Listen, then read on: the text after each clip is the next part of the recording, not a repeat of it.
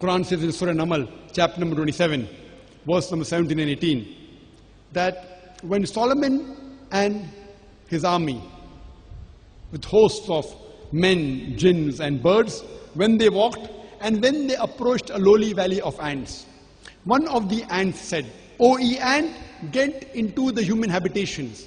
Get into your habitations, lest Solomon and his army will unknowingly trample you beneath the feet." People may think, what kind of a fairy tale book is the Quran? The ants talking among themselves? It sounds like a fairy tale book. What an old book it is, 400 years back.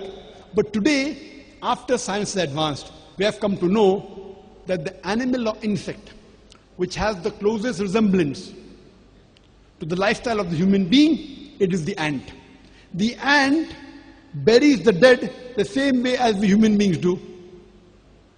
They have a very sophisticated method of labor in which they have managers, they have foremen, they have supervisors, they have workers.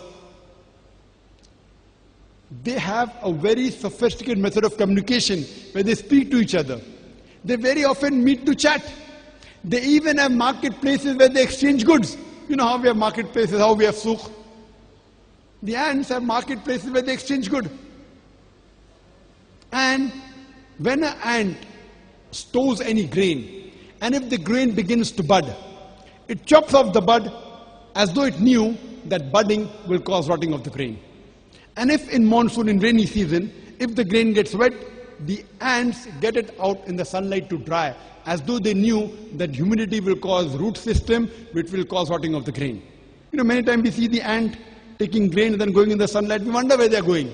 They're going out in the sun to dry the grain, as though they knew that humidity will cause rotting of the grain.